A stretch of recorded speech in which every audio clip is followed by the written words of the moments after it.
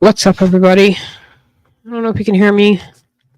Can you hear me? Hello, hello. I think you can hear me.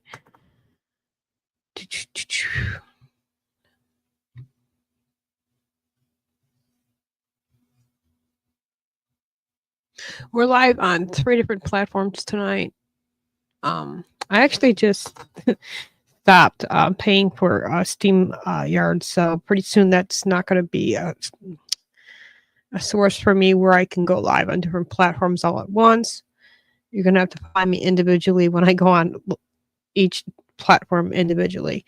I'm not paying $44 a month. I'm not getting any money towards this channel, like I used to during Trump's first term with that channel, which is gone now. I was making good money with that because I was monetized too.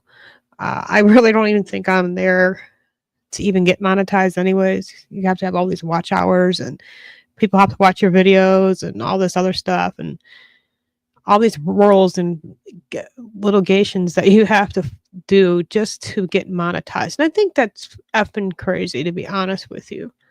YouTube's making so much money off of people. It's just crazy. Anyway, I wanted to share this documentary. I showed you the trailer and I said it was coming out soon, and now it's out. So yeah. Let's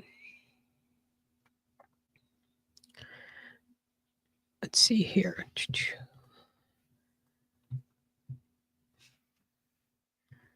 A lot is happening, huh? I have never seen so many people hate on Elon. Like, seriously. These lunatics are literally blaming Elon for craziness. Let me see. I don't know if I'm ever gonna podcast like I used to. Since I left New York, it's not that I don't have it in me. I just I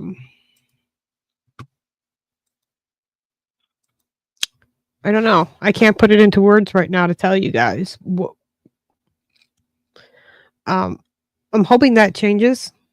I'm hoping that I get that spirit back and, saving babies, because that's my passion. That's how I started off, pro-life warrior. I still, tweet out, I share stuff out, on X, but I have not in it like I used to be. I do want to get to Washington, D.C. one time while Trump's in office, because I have to not just fight for babies now, I have to fight for widows. As you guys know, I lost my husband and my daughter 4 years ago. It will be 5 years this June. Crazy how time flies, right? 5 years feels like yesterday sometimes. But I want to fight for widows because our government and the way they treat widows, God knew when I married my husband, we became one,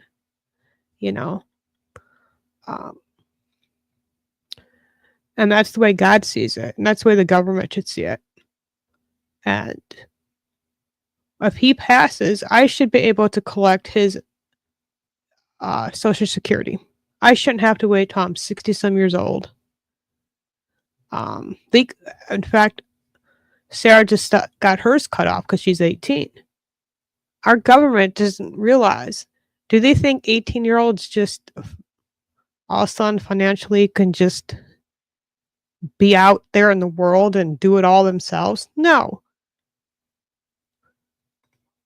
And as you know, some of you guys are raising teenagers. If you have grandchildren, you know the cost or what it costs just to raise teenagers today. And not just financially, but mentally too, because you got to, make sure they got to go to physical health and all that stuff. And not even that I want to get into the health insurance stuff right now, but it is just crazy times. And I keep praying for our president. Can he save the world? No. But what he's doing, I think he's doing an excellent job.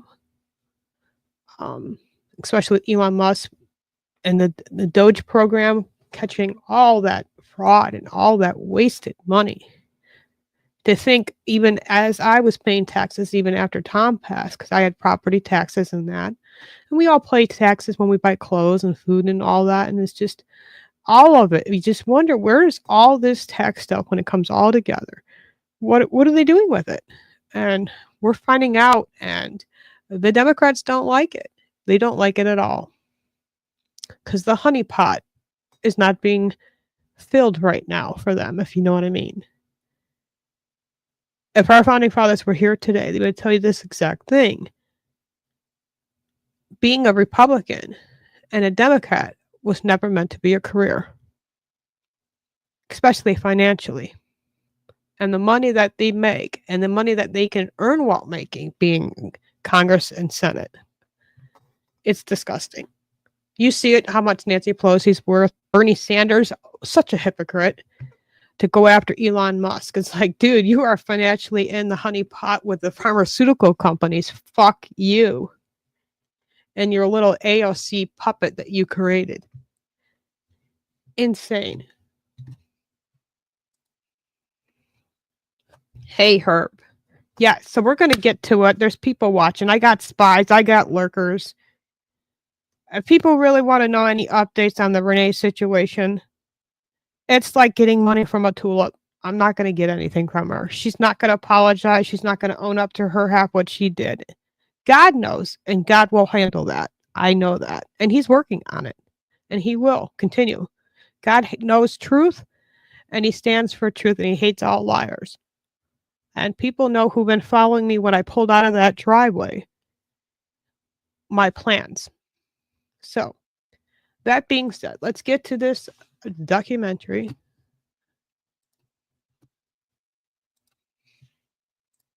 Oh, I might have to sign in, guys. Let's see here. I think we're in.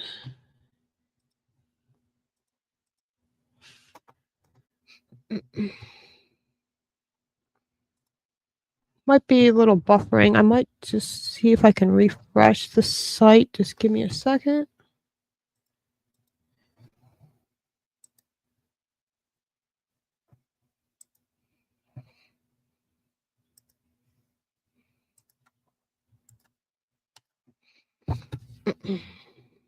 All right, hold on. I know I pay for this once a month. It's only like $5 something, or I don't even, if that, I think it is.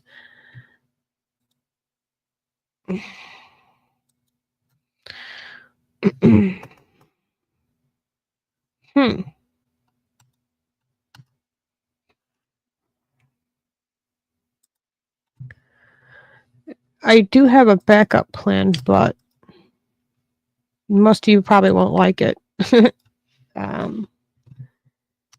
I don't know what's going on.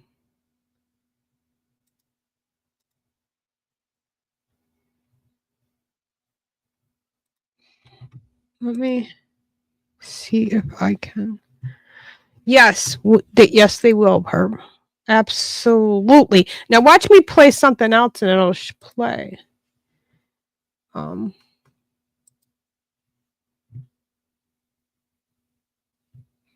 There's a lot of dark, but all right, we got it. Like crime, drug usage, sex acts. Sorry, guys. Literature in public, but not just random places of society. They're in our public schools. And what we show you with this film, it's a systemic attack aimed at our children of America. Thank you, President Tenorio, School Board, and Superintendent Ruiz. I'm Sarah Smith. There are many dozens of books in Las Cruces public school libraries that are age inappropriate for students. These are books that contain graphic descriptions of sex acts, including between teachers and students, pornographic and excessively violent imagery, detailed passages of children being sexually assaulted, molested, and raped, children using hard drugs and alcohol, teens engaging in self-harm, cutting, and suicidal behaviors, and much more. Protecting children from age-inappropriate explicit content is not book banning, it's just common sense. One study found that sexually explicit media exposure in early adolescence, including books, is strongly related to 3 risky sexual behaviors in late adolescence: early sexual debut, unsafe sex, and multiple sexual partners, thereby increasing the risk of teen pregnancy and sexually transmitted diseases. Another study found that when kids are exposed to sexually explicit and sexually violent media, they are more likely to be involved in dating violence and sexual violence. You are aware that these books are present in your schools. We have met with several of you school board members and administrators to discuss this issue. We have filed formal complaints and presented information about these books at school board meetings. Instead of taking common sense steps to ensure that the school district is not providing children with age-inappropriate content, LCPS has chosen to take no action on this issue. As a result, we have now created a parent's guide to over 95 explicit books in Las Cruces public school libraries. This booklet is a resource for LCPS parents who want to protect their children from age-inappropriate content being provided in your schools. It lists the worst books in each school, gives examples of the content of each book, and helps parents understand how they can opt their kids out from these books using LCPS form IJL-E1. There are dozens of additional books that parents may find age inappropriate, but we have focused this booklet on the worst of the worst in your school libraries. For instance, Las Cruces High School has Game of Thrones graphic novels that have pornographic images of naked women and men performing sex acts on each other. Centennial, Las Cruces High School, and Mayfield High School all have assassination classroom books, which include imagery of children with machine guns in the classroom, pointing the guns at their teacher who they want to kill. The book Tricks, which is at all 4 of the main high schools in Las Cruces, has detailed passages of kids using cocaine and heroin, as well as being raped. Parents can access the guide to over 95 of the worst books in LCPS libraries at the website nmfa.us/schoolbooks. School board members, it is not too late for you to consider this issue seriously and take action to make sure your schools are not exposing children to age-inappropriate content. Clearly, it is no longer appropriate to rely on book lists from the American Library Association or School Library Journal. It is your duty to protect the children under your care in your schools. Thank you.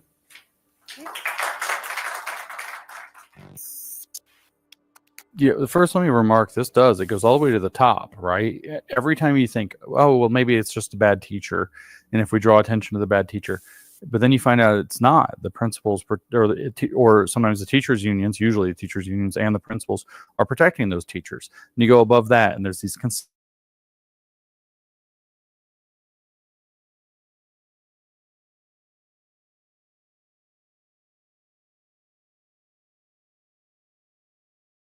superintendent in the same stuff. And then you think, well, where is this coming from? And like in Querying the American Child, we talk about very clearly about how the federal government is involved. And then we also mention how the federal government isn't even doing this. One of the most shocking moments that I experienced in the last 12 months is I had the pleasure of going to London for a huge international conference last fall, hosted by Jordan Peterson. And so I got to go to this, and I talked to people from all over the world, as was the point, right? There were 1,500 or something like that people there from all over the world gathered together. And I ended up talking to a guy from Kenya. And I don't remember if he's an educator. I don't think he was. I talked to some educators from Poland. It's happening in Poland. I talked to some educators in other countries across Europe. It's all happening in other countries across Europe. And I talked to this guy from Kenya, and he's like, all that sexuality stuff is in our schools in Kenya. What the heck? And all the people I was with were in a group were kind of shocked. Kenya? Really? No. What? Africa? And then as it turns out, I was not shocked. I spent a lot of time, as the saying goes, I guess shocked but not surprised is the phrase, right? Like, it's appalling to your senses, right? But of course that's happening, because I know that this was all developed. The comprehensive sexuality education in New Mexico schools, in Tennessee schools, in California schools, in Canadian schools, in European schools, and in Kenyan schools all came from UNESCO, from the United Nations Educational, Cultural, and Scientific Organization. I think I said that in the wrong order, but whatever. It all came from UNESCO. And so all of the UNESCO member states are implementing this stuff. So it doesn't even stop at the US federal government for whatever reason being on board with this, or if Canadians are further down the track, the Canadian federal government being on board with their national government, they call it, being on board with this.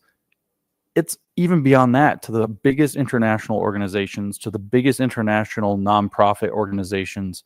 It's all being pushed and funded by humongous forces, all the way down to, a classroom in New Mexico. If you look at the school library catalogs around New Mexico, you will find these books. There are dozens of these books, and they have been approved by the American Library Association. And so that is kind of where the librarians are getting their list of books to put in the libraries.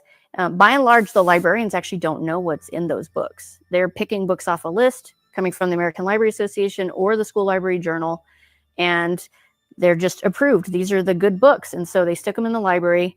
The book that we found that we challenged first with the school district, Jack of Hearts and Other Parts, that book is recommended as one of the top teen books by those organizations. And so when we challenged it, the librarian had never looked at it, and she did read it once we challenged it.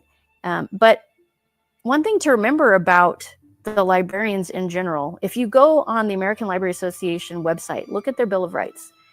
Their Bill of Rights specifically instructs all of their librarians to just say no to any removal of any book for any reason ever.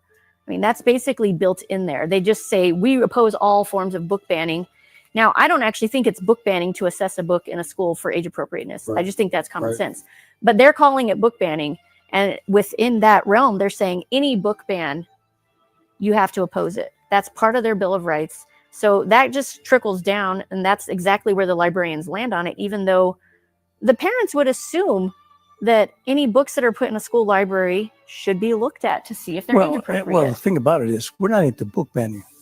We have never, ever advocated to ban books. All we're saying is that they should be age appropriate.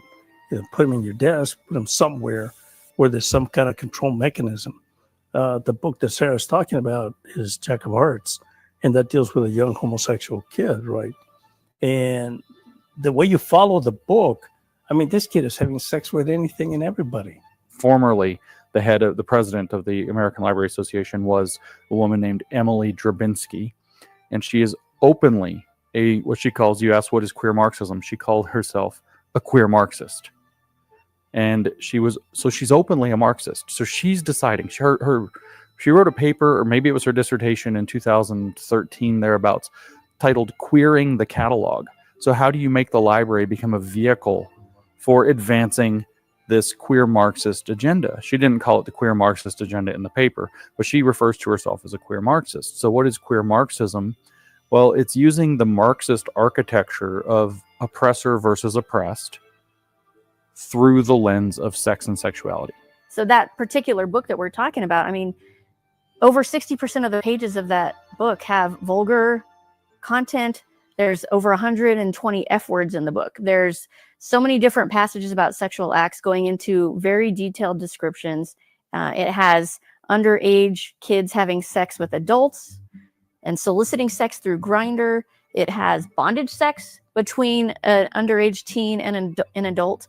So, these passages are very detailed. It's not like there's just kind of an allusion to something. I mean, it tells you about the bodily fluids. It tells you what it feels like, what it smells like, what happened after. I mean, every little detail is in there. And we challenged this book. They essentially just said, oh, you guys are anti-LGBTQ, which didn't have anything to do with it. I didn't care if the book was straight or gay. It wasn't appropriate for a 13 or 14-year-old. So then we found the other book called Push, right?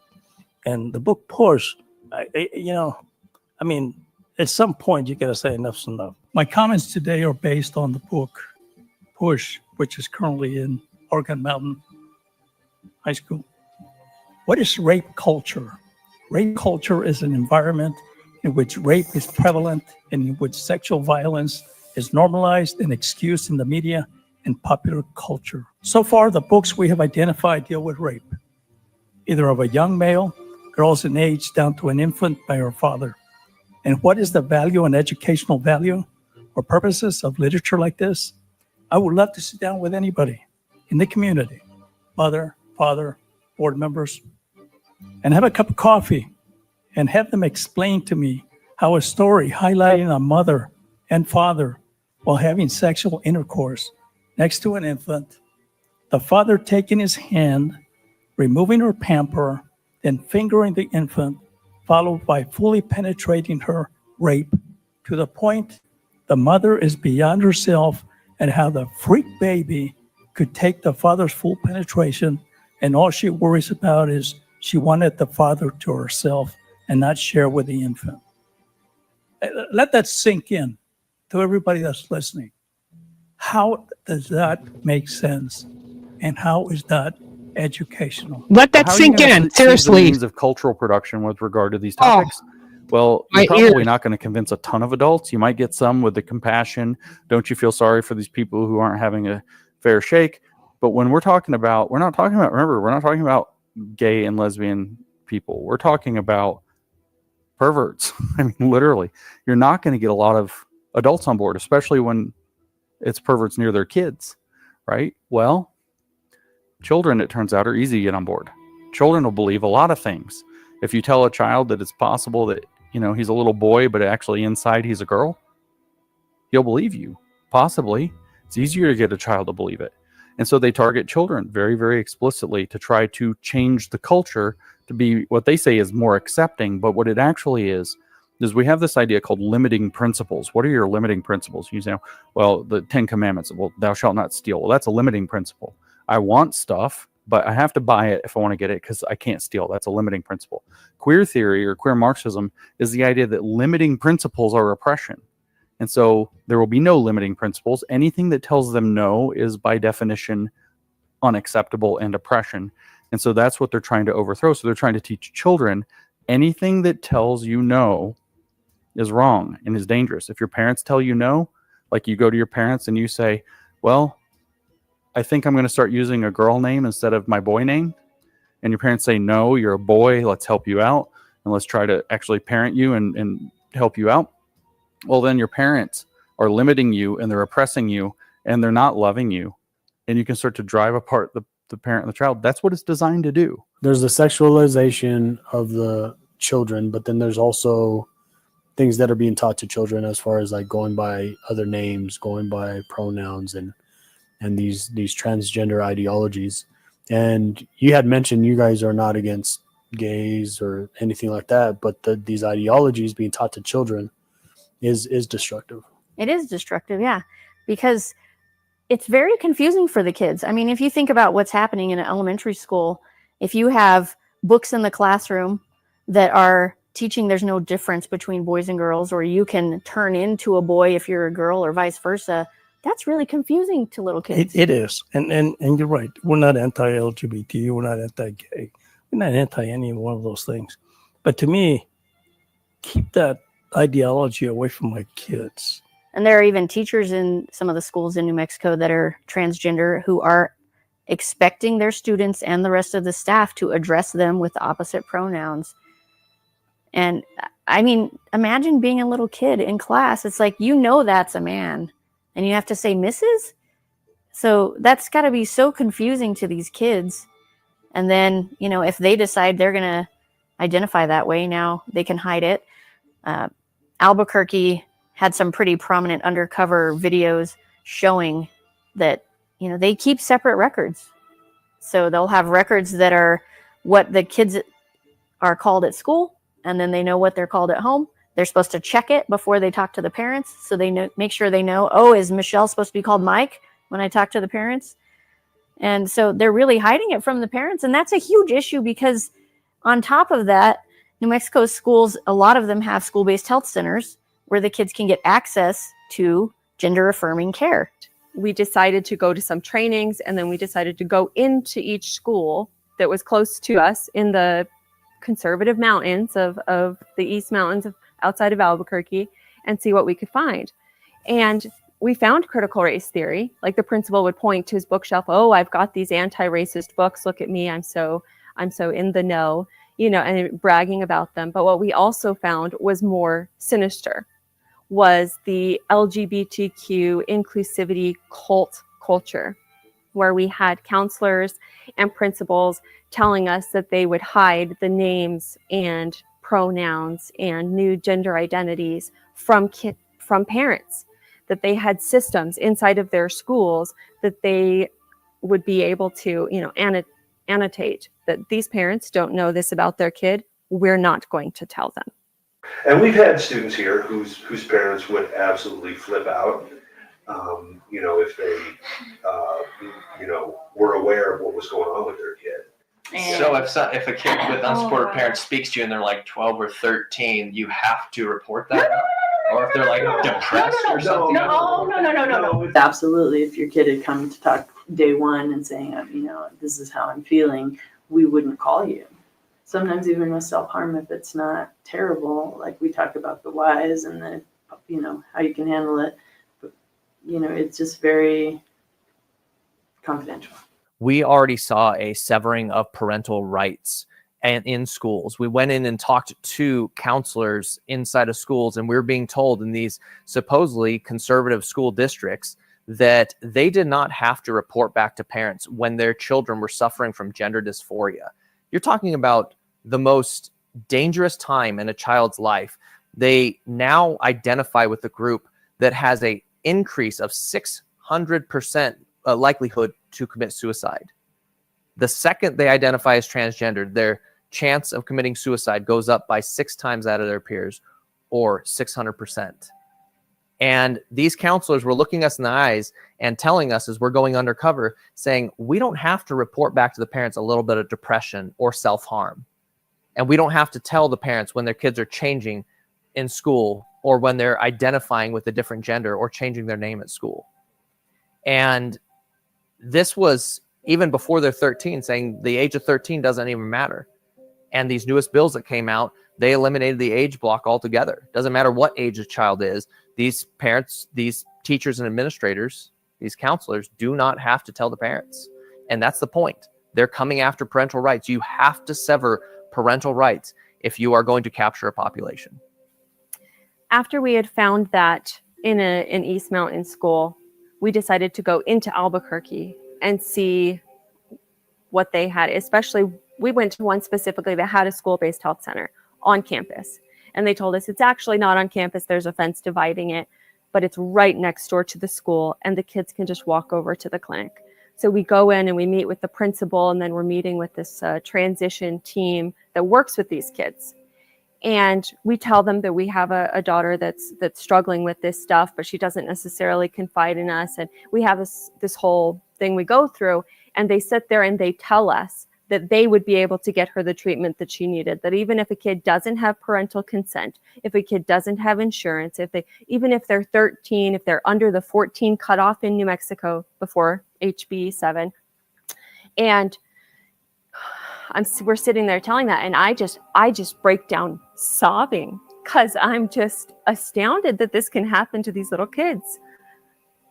And because there would be nobody there to protect them if they're so confused and they have thoughts of self-harm, and they are truly, terribly confused about who they are and where they belong in this life, and they don't have their family on their side, and they go to some school counselor. The only path forward, they're going to send them to that clinic to get what now? Puberty blockers and cross-sex hormones down the road of medical intervention that will cause them so much more harm and confusion and make them more suicidal. We have all of the data and the statistic from Europe and in America, and we're still pushing them down this path. And now we've passed these new bills where our government here in New Mexico wants to put more school-based health centers attached to all of these schools. And you can go to their website, and there's 80 so far in New Mexico across the state, 80 school-based health centers where kids can go and get any amount of care. And over half of them, I believe it's 40, 45 or so, all have LGBTQ support, meaning they could probably get puberty blockers or cross-sex hormones or surgical recommendations to UNM or whichever center that is closest to them. And I called a couple in Albuquerque, and they do. Any age, they will offer them puberty blockers and cross-sex hormones. And because of our terrible laws that we have now passed, they do not have to have parental consent. Parents don't realize how quick this happens either. It's in the period of even under a month that a child can have this idea in their head, be reaffirmed by their peers, by teachers and counselors in their lives, and by the time the parents find out, less than a month later, The first words out of the kid's mouth is, they told me you wouldn't understand. They told me you would not accept me for who I am. It is the most effective evil wedge that has ever been created between parents and their children. And when we went to this school and Michael breaks down crying, I had to sit there and just play it off, because we have 3 other adults in the room. We have 2 counselors and the principal in the room with us. And so I'm just saying, she's just so relieved that we're finally going to get the help that we need. When really, we're just shocked that this level of evil exists in every single school that we have been to. I couldn't tell you a state that I haven't seen this in the schools. It's in all the schools. It's in every state. It's in my state in Tennessee. It's in the schools in Idaho. It's a major problem. That's considered a very conservative state. It's in the schools in Oklahoma, which is a very conservative state. We don't have to talk about Connecticut and New York and New Jersey and California and Maryland, where not only is it in the schools, it's full blast in schools. Of course, technically New Mexico is right now a blue or a Democrat state. So you guys are skewing more toward that side than these super conservative states. And even the super conservative states are not just in the schools. It's an extreme challenge to get it out of the schools. People put up the fight. I mean, I've worked with parents in Georgia. I get sent examples of this, I would say, every single day. Casey and Mike go undercover into our schools here in a conservative city, conservative county, and show that a previous and recently removed superintendent was forcing CRT in the schools, using guerrilla warfare tactics to sneak it in. How many other faculty or staff are intentionally forcing Marxism and communism through CRT and social emotional learning into our public schools? I mentioned guerrilla warfare. We have to do it subtly to work. We can't even say equity. Yeah. We're sneaking it in. It's guerrilla warfare. It's guerrilla warfare. One thing that everyone needs to understand is that this is a spiritual war. And if you're religious, queer theory will try and convert you. And if you're not religious, queer theory will try and convert you. So no matter which way you look at it, it's a spiritual war. But we define in the book, Dr. James Lindsay and I, queer theory this way. We say it's the doctrine of a religious cult. It's a religious cult doctrine that primarily targets children. And that's precisely what it is. So as far as getting this into schools, they're having to hide what they're doing. And we kind of talked about that a little bit earlier. And so they're using coded words. You said that in your introduction. I hope this book can, in many ways, serve as your dictionary so you can decode that language. And within your book, I think what is the most alarming thing, that obviously it's tons of graphic tactics and information, but one of the most alarming things from their own words is trauma bonding. Yeah. What is trauma bonding? Yeah, so trauma bonding is a cycle of abuse that tethers an abuser to their victim. It's something that abusers do to destabilize their victims and isolate them so that they can control them. There's 2 parts of the cycle. On the negative part of the cycle, the abuser demeans, degrades, traumatizes, psychologically abuses their victim. But then there's a recovery on the other side. There's a positive side of the cycle where the abuser affirms their victim and validates them and love bombs them. And what abusers do is they repeat this cycle over and over and over until their victim is left in a state where they rely on the abuser's eyes and ears to perceive the world for them. They're completely isolated, completely destabilized. They don't know if trauma's coming next or love bombing's coming next, and they just want the trauma to stop. So they take their abuser's word as gospel, as truth, to interpret their own life experiences and what they're seeing with their eyes. It's an absolutely wicked practice where at the end of it, the victim can only find value, meaning, and purpose in the very hands that are abusing them. I call it psychological torture because that's what it is. And the most wicked part of it is it's in our schools. And I know it's in our schools because the educators who are practicing it in our schools brag about it in academic journals. They write entire papers and books about doing the trauma bonding process through many different methods, the biggest of which is called critical pedagogy, which is just how things are taught nowadays. Critical pedagogy is a key component of social and emotional learning.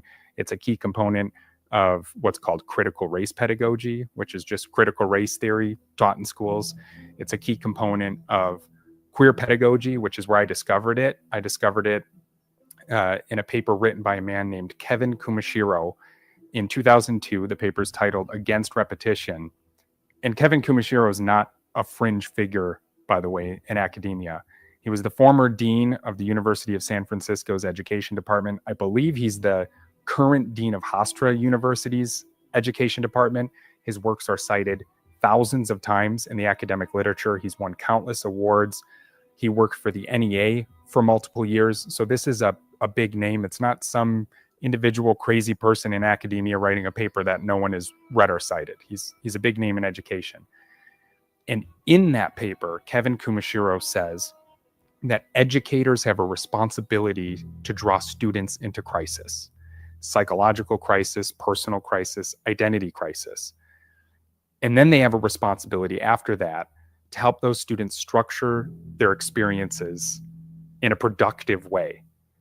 And that is, I read that, and that's trauma bonding. It's traumatizing someone and then affirming them. And you do that enough times and you end up with a victim in your complete control.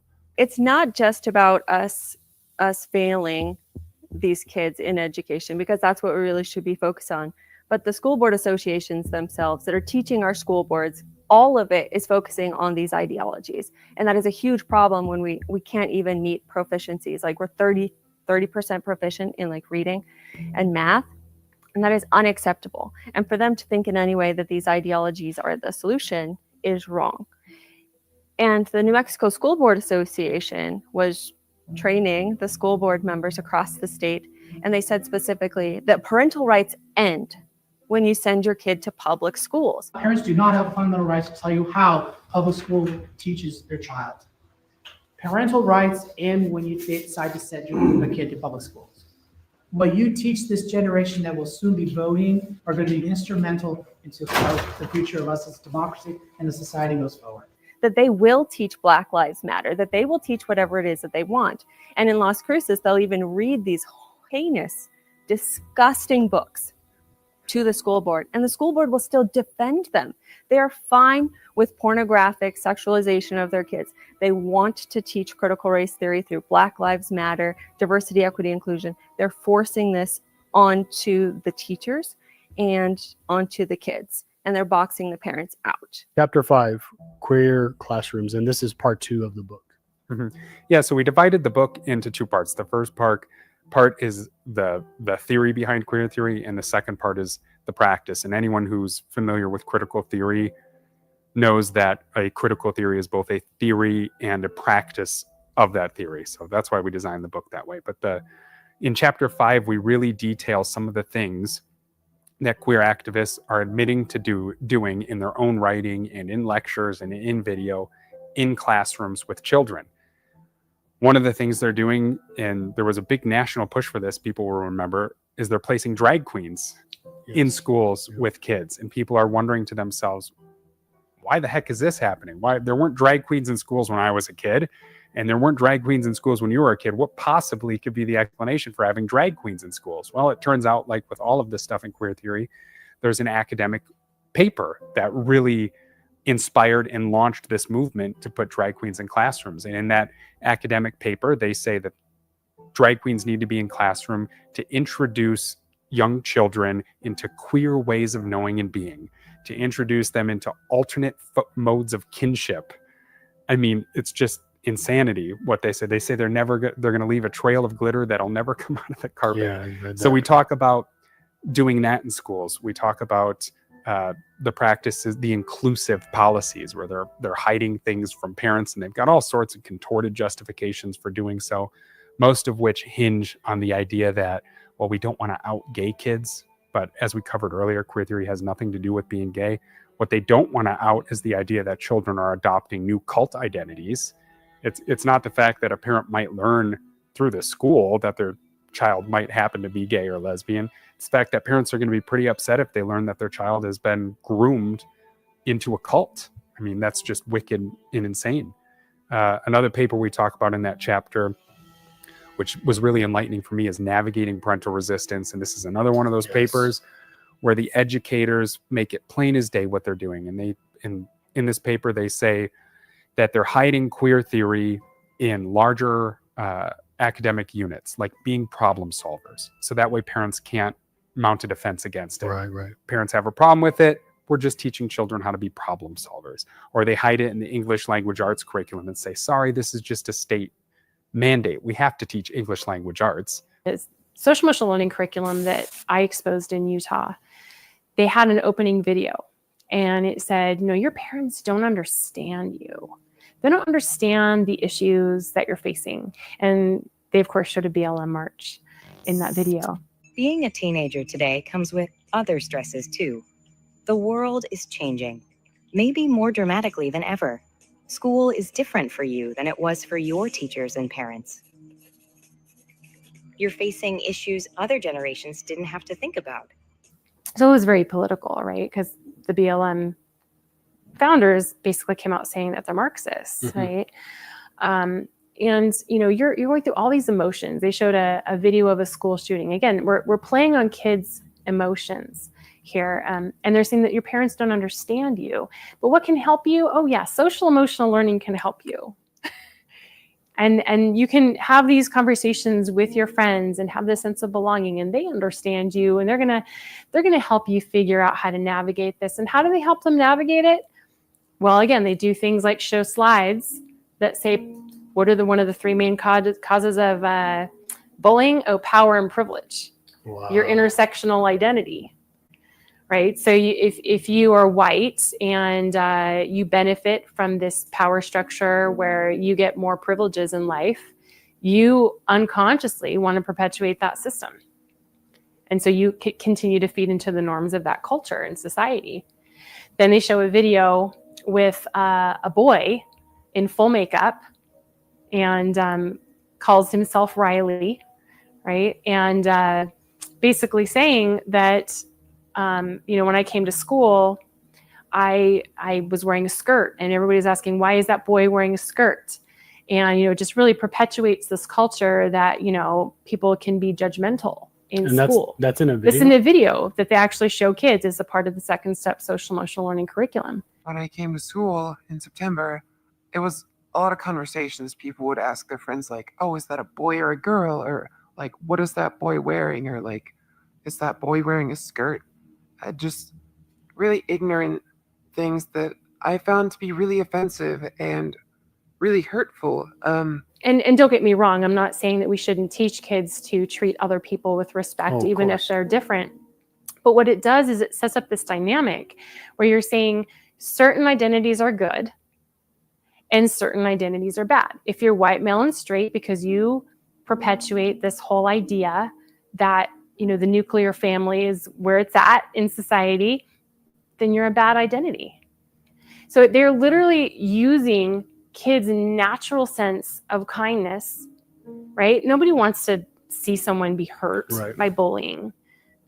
But they're using that to say, hey, if you really are empathetic, it's not enough to just denounce racism. It's not enough to be kind to someone who might be wearing a skirt and full makeup, even though he's a boy. You have to become an activist for these causes. That's how you truly show compassion. So it's this whole reversal, right? Instead of, another great example of this actually is how they teach the golden rule. So in fifth grade, they teach the golden rule. So what is the golden rule? Do unto others as you would have them do to you. Correct, right? That is the correct interpretation of the golden rule across the board, right? That's always what we've been taught. Second step's interpretation of that when they teach the golden rule is consider how someone wants to be treated and then treat them that way.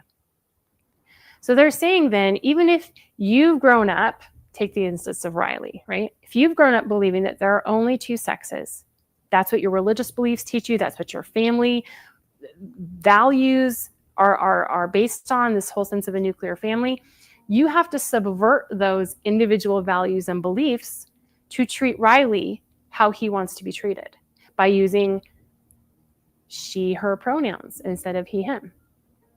So again, it's the sense of you have to give up who you are, what your family believes. And what does that do to kids? When you start saying, oh, maybe your parents don't understand you, maybe your beliefs are not what you think they are, right? It creates disassociation in children, right? Because now you're being one person at school, you know, to belong, right? And then to belong to your family, you're being another person. So here you have disassociation. Do you know what that causes? That causes mental problems in anybody who is in a situation like that. And so this program that's supposedly in schools to help kids with their mental health, no, it's actually harming them at this point. Not only that, but they are collecting data on these very subjective social emotional skills and recording them in the statewide longitudinal data system, just like you would do with academics. Right. So when we collect data on academics, okay, you know, you're trying to see, do they know fractions by the end of 4th grade, right? And they measure your knowledge of fractions before and after, and okay, they've met the standard. How do you measure empathy? How do you measure perspective taking? How do you score someone with an actual number based on those things? So what you're doing is you're setting kids up with a profile is to, oh, and also how do they define empathy, right? If empathy means using someone's pronouns in order to be empathetic, if your child holds on to their Christian beliefs, they're not doing well in their empathy. So you put them in a really tough situation. And so I think that this is the danger. What we're doing is setting up a social credit score for our kids, because not only are they measuring that now in school, but they're also going to be measured on it when they enter the workforce. Because what is the workforce about? Oh, ESG, right? Environmental, social, and governance scores. What happens when they start hiring based on these SEL skills and your kid didn't score high enough in empathy? So this is what's scary. If you have a child who is interested in maybe, like, I do have an example, someone who felt that they should be male instead of female. When exploring that with this particular person, they didn't seem to understand what that meant or why. It was more about an interest in playing, like doing male things, maybe working on cars or not liking wearing dresses. That tells me they're confused. Just because you like to do male things does not mean that you need to be a boy. And so that's where I get so confused with these mental health providers. They take the ideology and the training, they apply it right away, and the government, which I think it's HB7, where they expect us to help these kids transition. Well, where's the mental health support to help these kids figure out what they're feeling, why they're feeling, and then try to help them to make wise decisions instead of this push right away to get them to see a doctor and start transitioning? They're in puberty. Why in the world? I mean, you can't drink until 21. You can't have a gun till 21. But you're 2 years old and you can choose your sex? Briefly, there was a guy by the name of Paulo Freire who was a Brazilian Marxist in the 60s, who was a radical revolutionary. His method that he invented of teaching children, his pedagogy, his teaching practices and method and learning outcomes was once described by one of his disciples, Henry Giroux, which is a huge name in North American education, was once described this way. He said, Paulo Freire joins history and theology into a prophetic vision of social justice that inspires a radical pedagogy of collective struggle. So that's the religion part. That's the definition of absolutely. So this man, Paulo Freire, his methods were adopted and brought over and imported into North America, primarily in the 80s, by this man named Henry Giroux, and it spread like wildfire. And what Freire did is he created what is called critical pedagogy. It's using education as a mediator for political consciousness raising. So rather than using education to make sure kids can read and write and do math, he says that's oppressive, that's stabilizing children, that's depositing your current society in their minds so that they'll reproduce the oppressive norms of society and reproduce capitalism and sexism and racism and oppression. It says rather than that, we need to use reading, writing, math class, social studies, civics as mediators for political development in children, which is tantamount to brainwashing and ideological remolding. And queer theory plugged into that program, Paulo Freire's critical pedagogy, in 1993 with the paper I talked about with Bryson and Castle. What they did was they took queer theory and they plugged it into the engine that was Paulo Freire's critical pedagogy to create queer pedagogy. So queer pedagogy is the definition they provided, a form of educational praxis designed deliberately to intervene in the production of normal kids. That's what it is, to make sure kids don't turn out normal. And it works by using traditional education as a mediator for consciousness raising, so that kids will go to math class or reading class or writing class, and they'll come out thinking they have a gender identity, or they'll come out thinking their sex was assigned at birth, not observed, or they'll come out thinking they need medical transition and drugs like puberty blockers and cross-sex hormones. It's a means to take what we call education and use it for political purposes and cult initiation. When they say, we're just teaching your kids empathy, just teach your kids empathy, parents go, great, I teach my kids empathy. But what they don't understand is that what they mean is that you mean put yourself in someone else's shoes, that kind of thing. What they mean is, if you're a girl, we're going to introduce to you the concept of marginalized people, and a man can be a woman. So when this little girl becomes 13, 14, 15, 16, a man walks in the room, instead of her feeling that reaction that every woman should, she now has to have empathy for him. That's called weaponizing empathy. That's what language contamination is. And that's how they seed that in a lot of the things that we fight, like in social emotional learning, in their language, right? Yeah. So when I was actually teaching back in 2019, the language is so deceptive to everyone, people that are working at the school, right? But parents specifically, because what they hear is, this year we're going to work on this program, and it's called whatever you want to call it. There's Leader in Me, there's 7 mindsets, there's they just have all of these. There's over 100 of them. So that's why it's been so hard for people to recognize that it's actually the same. They use the same framework across the board. And so parents would hear this, and you would think, well, what parent would not want their children to, be empathetic and have successful relationship skills and, understand what life skills they need to be successful are. And so parents just automatically think it through their lens of how they would apply and teach their own children.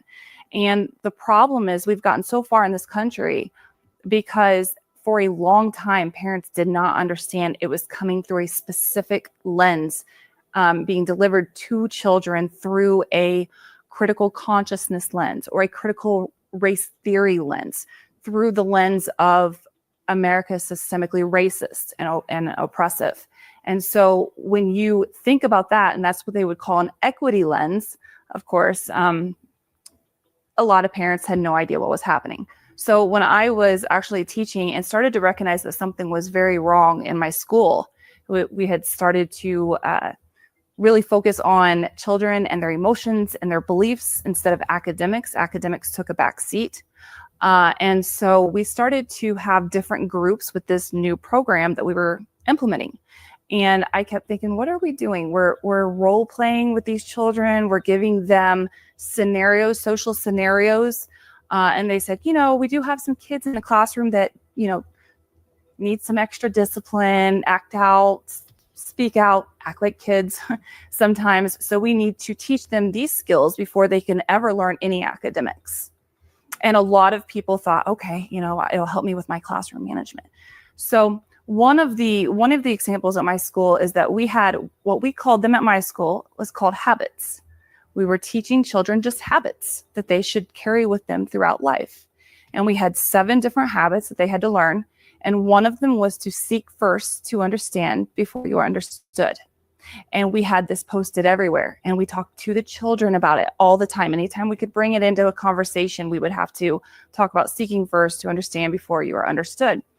And I started to think, well, this is not a bad skill. Of course, as adults, we all use this skill at appropriate times. Is an appropriate skill to have when you're in the workforce, just in your daily relationships, but we're adults and we understand our values and morals and what's comfortable to us.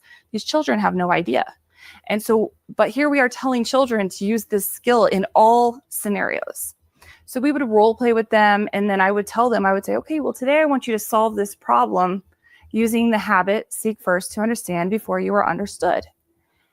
And it wasn't until, I don't know, maybe a couple months later, it dawned on me that our policies were also changing in the school. And in that same year, our restrooms became inclusive. And so if my little girl was to go into the restroom and say a substitute male teacher wanted to go in there as well and use that restroom and she was uncomfortable, I should talk to my little girl and say, now remember, seek first to understand before you are understood. The discussion of putting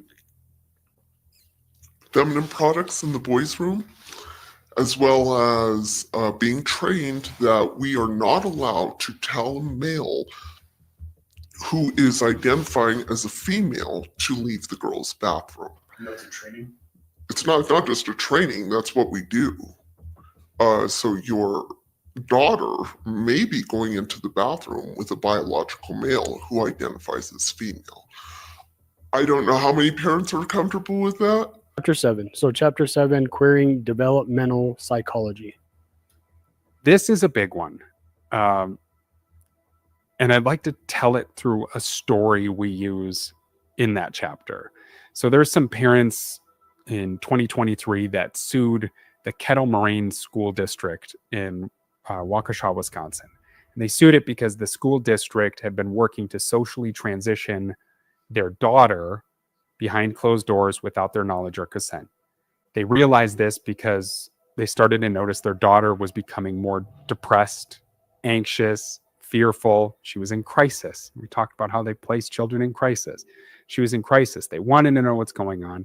They ultimately figure out that their daughter is going by a boy's name in school, and she's being treated as a boy, and she's being affirmed into this cult identity in school. So they pull their daughter out of school, and they send her to a counselor. And it is there where they expect to get help, efficacious care. One of the things that is the goal of medicine in psychiatry is to help resolve crises like an identity crisis, not to affirm them and cement them. And that's exactly what they found when they approached this counselor. The counselor just affirmed it. So the school's affirming it and the counselor's affirming it. So chapter 7 is about how that happened and how the American Psychological Association, Psychiatric Association, all of these associations in psychology were captured. And that was very deliberate because these activists knew that parents would turn to psychology and psychiatry and the experts to help resolve the crisis their children were finding themselves in after being deliberately initiated into this cult. And now parents find the cult there too. They find affirmation there too. Now it's almost as if you have nowhere to turn because the school won't stop doing it. The parents at the Kettle Moraine School District pulled their daughter out. Amazingly, to no one's surprise, she started to get better almost immediately. And she ended up saying, there's a quote in a lawsuit where she said, gender affirmative care really messed me up. It's amazing what happens to children when you pull them out of that environment. They went back to the school district and said, we don't want you to do this anymore. She's going to return to school. Don't use boy pronouns. Don't do any of this affirmative stuff. The school refused. And so they realized that the counselor was going to affirm them too. So they went to enroll her in a different school district and found that that school district was going to do the same thing. So eventually they had to sue the school district. But that chapter really is to show how devastatingly hard it is for parents now to navigate this because queer theory has gotten its hands around everything. Everywhere you turn, there's someone in this religious cult who will affirm the cult identity of your children and turn you into the enemy. people have to understand it is a systemic change. So it is not just a 30-minute class that children have. It is literally implemented in everything that they do. The academics, it is a specific course that they have. It is put into the culture, into the resources, into the programs, into the policies. So in order for you to have a systemic change of this massive change, you have to, it takes a while. And so what we're seeing today is all of that come to fruition, and it's pouring out of the schools because it's completely saturated the entire education system. So let me give you a scenario. Let me give you an example that I think will drive home what she said about systemic change and about it's in your curriculums, it's in your classrooms, it's in your lessons, it's in your culture. So let's pretend for a moment that I, Alvin Louis, I want to create a class, let's say 5th period class teaching Buddhism. Okay, let's pretend for a moment that I could actually get that class created. 5th period for freshmen, maybe for 8th graders, maybe for sophomore, whatever, doesn't matter. Some kids can take it, some kids don't have to take it. It's not a requirement. Okay, so I am now teaching a class on Buddhism. Some kids will take it and they'll say, some of it makes sense. I guess I'll adopt some of it. Some kids will say none of it made sense. All of it was stupid. Other kids will go, I don't remember anything. And then some kids go, you know what? I'm going to look into it a little bit more. Okay. But it's one class, 5th period. And I'm teaching about what Buddhism is, who Buddha was, when he lived, when he died, what the philosophy was, where it started, how many followers he had, that kind of thing. Very factual, right? Okay. Imagine though, instead of me teaching a class on Buddhism, imagine if I turned your children's schools into a Buddhist temple. Now, when you walk into a Buddhist temple, you're not learning about what Buddhism is as a religion. You are learning to live, behave, and think and make decisions like a practicing Buddhist. So who you marry, who are your friends, where you buy your home, how you conduct your business, how you look at when you fail, how you look at when you succeed, how you decorate your house. Your whole lifestyle, your whole being is of a practicing Buddhist. Right. And there's no end. You go to a Buddhist temple and you go there often, and then just your whole life dedicated to being a practicing Buddhist. Okay. So replace everything I said when I said Buddhism and a Buddhist temple. Replace that with critical race theory, critical race theorist, or queer theory, or transgender cultist. That's what K through 12 is today. And when she says it's a systemic change, when you walk into a K through 12 today, government K through 12, you're walking into what is like a temple. Everything, when you walk in, you're teaching children how to behave, think, and act like a critical race theorist, or somebody who hates America, someone who thinks America is oppressive, someone who believes you could be born in the wrong body, someone who believes in the climate crisis.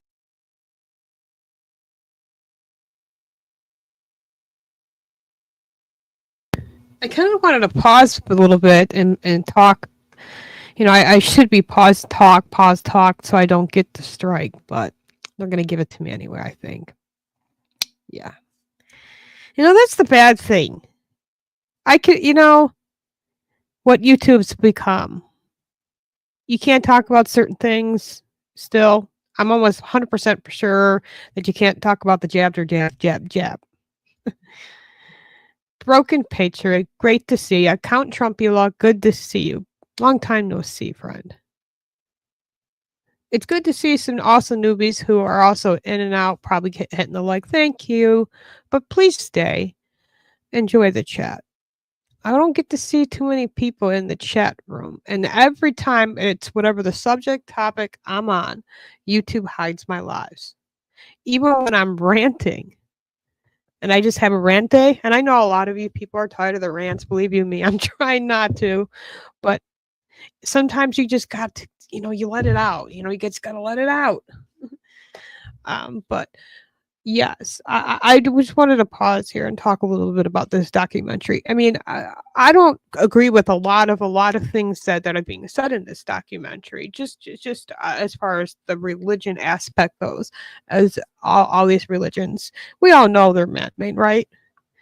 But if somebody here is Buddhist, somebody here is Catholic, that's between you and my Lord, my Father, my God. I'm not going to tell you you can't stay. I'm not going to tell you you have to obey Trump. You have to obey Elon. Everyone is welcome here. I'm welcome to comment. All I ask is just be respectful. Anybody is disrespectful, even in my community post, this goes for you too. You will be deleted. Same thing with my live. You disrespect to any of my mods. You disrespect to Brother Herbert or anybody here. You will be eliminated. I don't put up with that crap. I am waiting for people to come on here and challenge me on real heavy topics. I'll even challenge what's her face, because I got the receipts. That's one of her favorite words. Anyway, I don't know why I thought of that. Someone said, I think I was on this TikTok the other day, and these people invite people on who they've had issues with, maybe not just online, but in real life sometimes, and it's pretty good. You got the two people, and then you got the person who owns the channel, who's kind of like the judge. It's kind of fun. The one time I just spoke about Dirty Harry there. This person is an advocate 100% for Trump, by the way. Anyway, on this TikTok thing, one live, and he literally tried to invite Harry little sessions on his live. I just had to pause there just because sometimes when you talk more, less play stuff, people will listen. I don't know. Well, here we go. I just wanted to put that out there. Dirty little Harry session for those people who do not know who he is. He's that famous TikToker who everybody, likes to make fun of. Let me see if I can pull up a thing here. I'm going to do part B of this documentary another time, just because we're already into a half hour, that is. So how about we just do part B another time? Sorry for those who are on Rumble and Facebook. If you do want to watch the whole thing, I tell you right now, get over to salemnow.com and subscribe. Only thing about salemnow.com I really dislike is their man-made religion stuff that they try to push. That's the negative part of it, but you don't have to watch those movies, like I don't. I just watch the documentaries. Sometimes you have to purchase stuff, but sometimes it's stuff like this brand new stuff, like at the time Mike Flynn put out his documentary, which I recommend watching on my Rumble channel. At first, you had to pay money, but that's how, people like that get paid, because Hollywood doesn't certainly pay for production. And when you have people like Michael Flynn, and you got people like Tucker Carlson, you got to remember, especially his new documentary that he put out, that has nothing to do with Hollywood.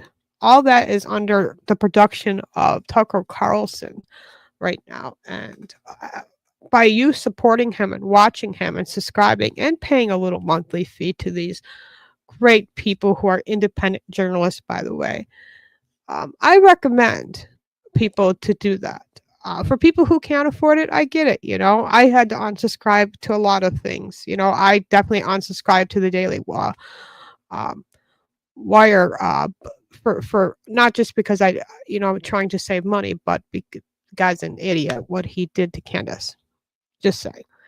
But yeah, for all these little less fees, and I say less fees because it's lesser than what you pay for Netflix and even Amazon Prime. So if you head over to salemnow.com, it's a monthly fee, and you could watch all these great documentaries. If you get over to Tucker Carlson and subscribe to his setup that he has on X. You also get great documentary that he put out, and I'm sure there's going to definitely be more to come.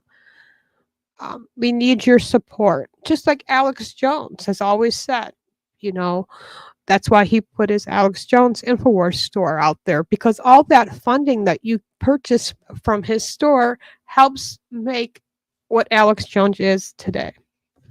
You know, they don't get paid by production team. They don't get paid by Hollywood. In fact, Hollywood hates them. And if you haven't noticed the swatting lately, that's definitely another topic we'll get into. Sometimes I'm all over the place, you know, guys. I've really talked a little bit about, you know, how I went to when I went to a psychiatrist in New York and stuff, and a grief counselor. You know, we've talked quite a few times. Sometimes I didn't feel comfortable driving, and I was allowed to literally have like an appointment via phone call, kind of like a FaceTime video. And they definitely are the ones that brought up, and even my daughter said she recognized signs of autism. And I want to say something, Renee Thomas, if you're watching this right now, shame on you. Shame on you for the things that you've said about my disabilities. And so shame on you, because you obviously haven't been around people that have autism, on the spectrum of autism, that is.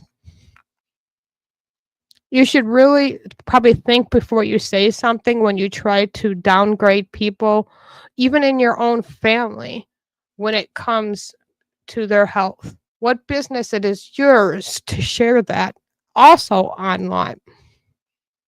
So shame on you, because you weren't a part of my childhood. You weren't a part of my teenage years. You weren't a part of my young adult years, and you certainly weren't a part of my marriage. You know nothing. And people like you, I'm sure, attack other people who have autism and other disabilities. Especially if they're not under your cult of religion, which is Renee's way or the highway.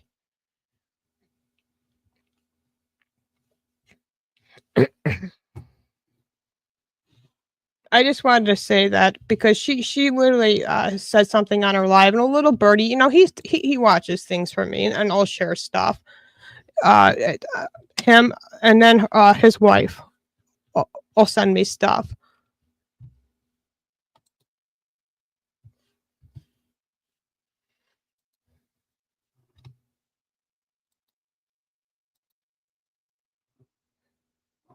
That's why I would love for her to pop on. I would have her right here and have it out for once and for all.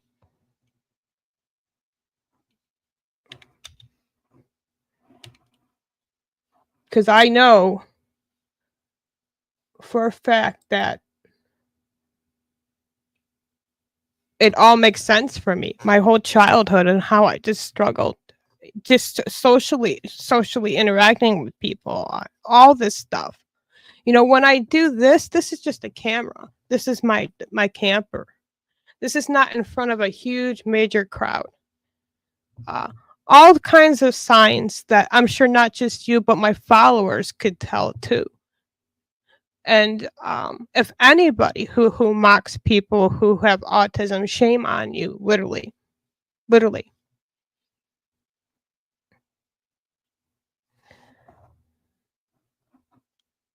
I just want to see if I can find some videos here, just to explain to a little bit of who Harry is. First, I want to show you a picture of him.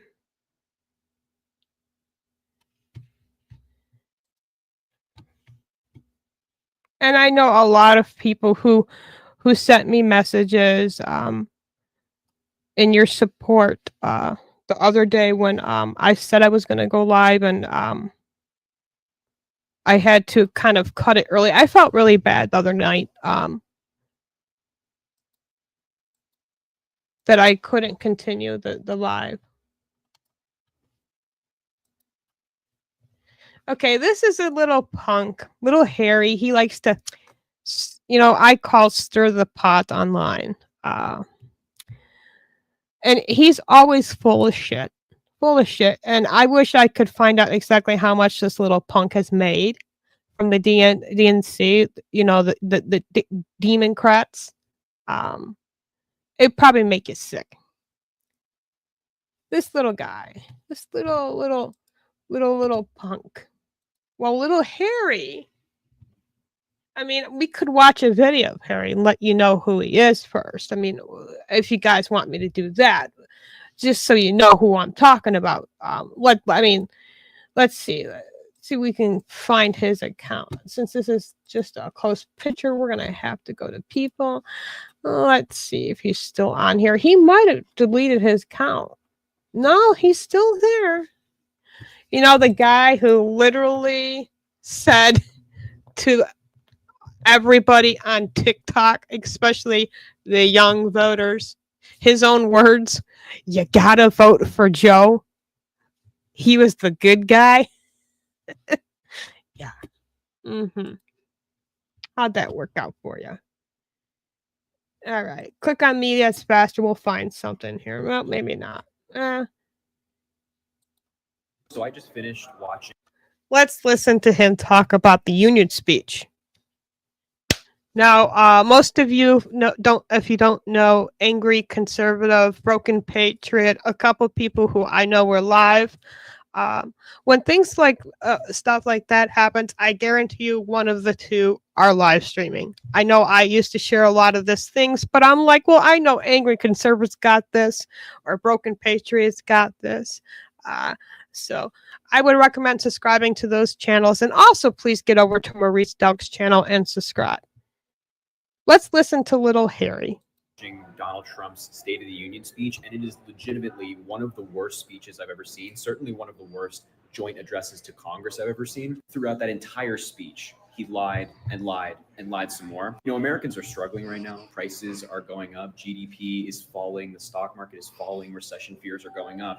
And instead of addressing those very real fears, Donald Trump decided to instead talk about invading Panama and Greenland and putting tariffs on our allies. I mean, it's insane. You know, Donald Trump also said he was going to lower prices on day one, that he was going to eliminate inflation on day one. Now, I could go back and we can play Donald Trump's video. I know Donald Trump did not use that exact word. In fact, he literally outcome and literally just said what wasn't a week and a half ago, that you're going to see a little bit of a decline as far as the economy goes and as far as the pricing of foods and that, because you have to get over everything that Biden has literally destroyed in the last 4 years. You're not going to just sit there and make everything a miracle in one day. I have definitely seen a difference in gas prices. The egg conversation, we can get into that later. But definitely, I've seen better prices in groceries and gasoline. This kid is always full of shit. And it's like, does he literally get his I don't know, want to say his answers literally from the Biden administration? But this kid literally has to go. He needs to delete all his social media accounts and find something else to do. Not to mention the whole kind of mess that he's in, the reason why we're talking about him in the first place. And we'll get into that. Let's just listen to little Harry, what he has to say. And right now prices are going up for average everyday Americans, and he's silent about that. He's lying to you saying, oh, everything's so great. No, everything is not so great. That entire speech, he ignored issues that actually matter and instead focused on things that he cares about and his pet projects. Trump is giving out tax cuts to billionaires like Elon Musk. You are suffering at home. Your programs are now on the table for cutting. The policies that support you, your friends, your family, your loved ones are on the cutting board for Donald Trump. Fuck you, Harry. Does he not also realize that not just the president of the United States has to do with our economy, but it also has to do with the legislators that we vote for? The people who write the bills, make the bills, vote on the bills. Our governors, like, I mean, we could really get into Kathy Hochul if you want. It really astounds me that people like him continue to get away with shit like this. I mean, we could play all his videos right now. I mean, look what he's doing with the most criminal of the deep state, I call him, the mob, the mobster of the DNC. Let's listen to AKA Pencil Neck. You know, I saw on Twitter today, and I'm sure you've seen. Hold on, I have to just blow this up. And if you want me to turn the volume up, let me know. You know, this is the very guy, before we hit pause or play, sorry. This is the very, very man who literally started that whole Russia investigation, Russia hoax, against the duly elected President Trump when he won his first term. He started a lie and then tried to kind of back that check lie and couldn't get out of that lie and then opened a whole can of lies. This man should not only be in prison, but he should be removed from anything that he has done. Literally. Let's watch and listen to this. You know, I saw on Twitter today, and I'm sure you've seen this already, that Elon Musk, who I would describe as a MAGA loser, said you've committed treason. Huge accusation. What's your response to Elon Musk? Take a look at the guy you're working for. Yeah. A guy who has betrayed Ukraine, who has... He's betrayed Ukraine. This man has fucking given billions of dollars to Ukraine. And Donald Trump said no more. Basically, and we could go back and watch that. I'm not Elon Musk, but Donald Trump and Zelensky.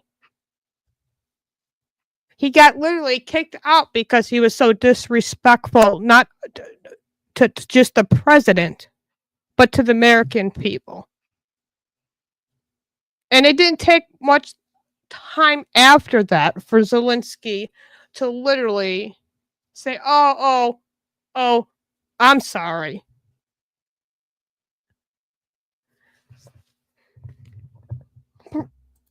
Sold us out to the Kremlin, who is even now stopping funding and munitions for Ukraine, even as he is curtailing our intelligence gathering on what the Russians are doing, trying to meddle in our affairs.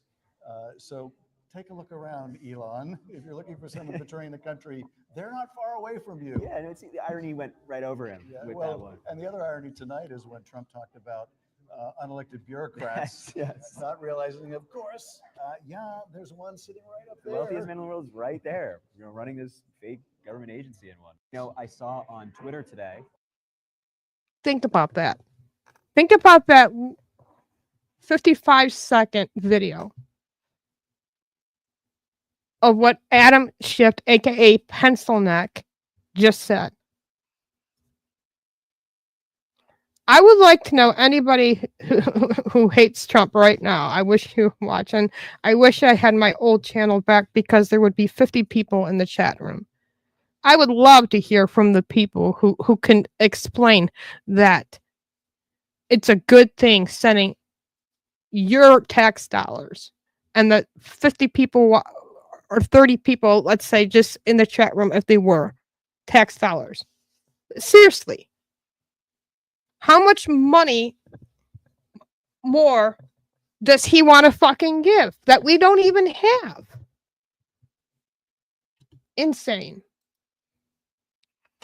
All right, I'm cutting off YouTube because there's no one watching this, and it's so frustrating because when I was watching the documentary, I signed into my other account, and I couldn't fucking believe it that YouTube is literally hiding this live stream. I'm just done with. I'm so done with it. I'm gonna try connecting my other channel real quick.